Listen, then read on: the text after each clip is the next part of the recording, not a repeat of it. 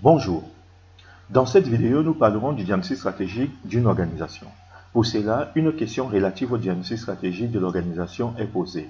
Cette question permet de repérer le problème de management et ses conséquences, d'identifier les causes du problème de management et de proposer des solutions pertinentes. Voici des exemples de questions qui pourront nous être posées pour étudier le diagnostic stratégique de l'organisation. Réaliser le diagnostic de l'organisation en vue de la mise en œuvre de la stratégie. Repérer les éléments du diagnostic stratégique de l'organisation, réaliser le diagnostic stratégique interne de l'organisation, réaliser le diagnostic stratégique externe de l'organisation. La stratégie d'une organisation s'élabore en tenant compte de ce qu'elle peut faire et en tenant compte de son environnement. Le diagnostic stratégique d'une organisation s'est fait en identifiant les forces et les faiblesses au niveau interne et en identifiant les opportunités et les menaces au niveau externe, afin de contribuer à une meilleure définition de la stratégie.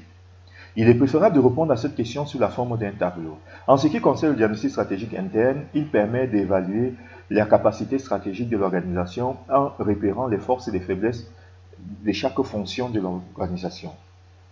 On évalue le diagnostic stratégique interne au niveau de ses ressources, de ses compétences et de sa chaîne de valeur. Au niveau de ses ressources, on définit la ressource comme les actifs détenus par l'organisation qui lui permettent de développer des stratégies susceptibles d'améliorer sa performance. On identifiera les ressources matérielles et immatérielles. Il s'agit d'étudier les équipements qui ont des conséquences en termes de coût, de qualité sur l'organisation. Exemple, de nombreux sites de production, la capacité de production importante, une plateforme de logistique qui emploie plus de 900 salariés, la maîtrise des coûts et la fabrication des produits, une gamme de produits plus large. Les ressources financières, il s'agit d'étudier le résultat, la rentabilité et les sources de financement de l'organisation. Chiffre d'affaires en baisse, les baisses des legs et des dons, le niveau d'endettement réduit et l'indépendance financière confortable, l'épuisement de l'autofinancement de l'entreprise. Les ressources humaines, il s'agit d'étudier l'effectif des salariés, la pyramide des âges, la qualification et les compétences. Exemple, un grand nombre de collaborateurs dans le monde entier, un turnover important, des salariés compétents, qualifiés, fidèles, ayant un esprit d'initiative, des salariés qui maîtrisent des langues étrangères.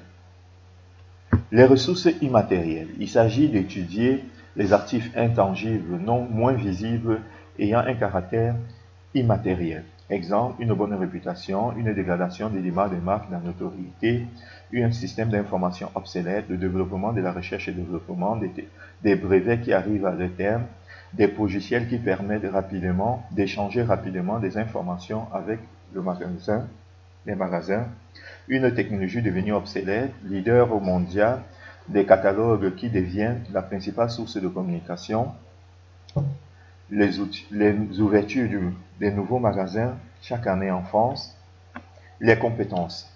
On définit comme compétences les capacités d'une organisation à utiliser les ressources pour atteindre un objectif donné. Il s'agit d'un savoir-faire que l'organisation possède et qu'elle sait utiliser. On identifiera les compétences managériales. Exemple, les décisions stratégiques sont prises au sommet de l'organisation. Les difficultés organisationnelles et hiérarchiques causées par le doublement rapide de l'effectif, les compétences spécifiques qui sont transmises sur le tas des pères en fils, d'où les risques de perte de savoir-faire, des compétences professionnelles, exemple des compétences des salariés, un savoir-faire industriel des salariés, un produit fabriqué entièrement par des artisans, les compétences liées à la gestion de la qualité et au processus interne. Exemple, les politiques de recherche et d'innovation, un haut niveau d'exigence et de qualité de sécurité, la qualité reconnue depuis plus d'un siècle, le respect des délais, la réorganisation des ateliers de production pour réduire les coûts, l'organisation de développement forte de la culture de l'entreprise en proposant des séminaires et des formations. Les compétences liées aux relations avec des partenaires. Exemple, l'organisation répond aux tendances du marché et aux évolutions de la demande des consommateurs. Demander une notoriété, une image forte vis-à-vis de tous les parties prenantes. Un partenariat avec des sous-traitants locaux qui disposent d'un savoir-faire ancestral permettant d'assurer une production de plus en plus prestigieuse. Un réseau de franchises qui permet de développer rapidement et à moins de se développer rapidement et à moins de frais. Au niveau de la chaîne de valeur, il s'agit ici d'étudier comment l'organisation crée de la valeur pour mettre en avant les domaines dans lesquels elle est particulièrement performante que ses concurrents, c'est-à-dire ses avantages concurrentiels, puis de déterminer les compétences fondamentales de l'organisation. Nous avons vu comment présenter le diagnostic interne de l'organisation. Maintenant, nous verrons comment présenter le diagnostic externe de l'organisation. En ce qui concerne le diagnostic externe de l'organisation, il a pour objectif de situer l'organisation dans son environnement. Il permet de repérer, de décrire les menaces et les opportunités que rencontre l'organisation. Il permet également de détecter les facteurs clés de succès que l'organisation doit maîtriser pour survivre et se développer au sein de son environnement. Le diagnostic stratégique externe se situe à deux niveaux. Au niveau macro-environnement, le PESTEL, il permet de situer l'environnement global de l'organisation et de déterminer les tendances structurelles auxquelles l'organisation doit faire face. Au niveau micro-environnement, des forces concurrentielles, il permet de mettre en évidence des différentes forces qui déterminent la concurrence et son intensité au sein du secteur d'activité de l'organisation.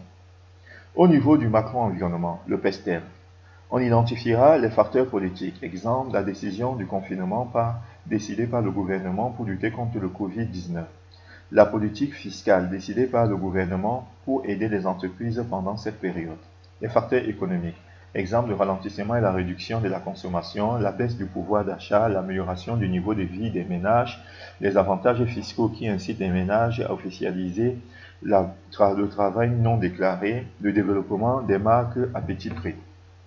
Les facteurs socioculturels, exemple la lutte contre le gaspillage, la consommation des produits biologiques, les nouveaux circuits courts de consommation, les produits locaux, le développement de l'activité professionnelle des femmes, le vieillissement de la population.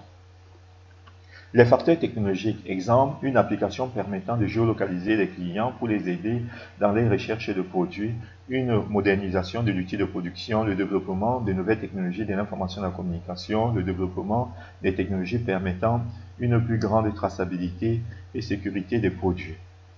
Les facteurs écologiques, exemple, le réchauffement climatique et la raréfaction des eaux douces au niveau mondial, la sensibilisation des consommateurs aux problèmes environnementaux, l'importance du recyclage des emballages, le sort du bio. Les facteurs légaux, exemple, une nouvelle réglementation, la loi sur la réforme des retraites, les avantages fiscaux, l'existence des normes draconiennes.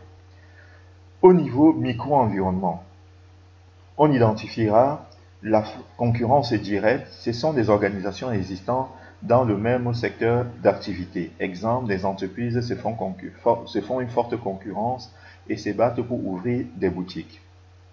La concurrence indirecte, elle est constituée de produits de substitution, c'est-à-dire des produits qui n'existent pas aujourd'hui et qui pourraient menacer les entreprises concurrentes du secteur en prenant des parts des marchés à l'entreprise. Pour lutter contre les produits de substitution, les entreprises doivent chercher à fidéliser leur clientèle. Exemple, les entreprises de vente de fleurs proposent aujourd'hui des coffrets contenant un DVD présentant le bouquet de fleurs et des parfums intérieurs en harmonie avec le bouquet de fleurs. La concurrence potentielle, ce sont des nouveaux entrants, c'est-à-dire des entreprises qui ne sont pas présentes et sur le secteur d'activité et qui pourront y arriver. Pour lutter contre les entrées des nouveaux entrants, les entreprises du secteur fixent des barrières à l'entrée par exemple. Le pouvoir de négociation des fournisseurs. Les fournisseurs sont en situation de force lorsqu'ils sont regroupés, lorsqu'ils sont peu nombreux et lorsqu'ils détiennent des brevets. Le pouvoir de négociation des clients. Les clients cherchent à faire baisser les prix de vente des produits. Les clients peuvent être des clients finaux, les autres entreprises, les organisations publiques. Ils sont en situation de force lorsqu'il y a un excès d'offres sur le marché, par exemple. Nous avons vu comment présenter le diagnostic stratégique interne et externe. Nous avons vu qu'au niveau interne, il faut identifier les forces et les faiblesses, tandis qu'au niveau externe, il faut identifier les opportunités et les menaces. Il est important de présenter le diagnostic stratégique sous la forme de tableau qui se présente ainsi.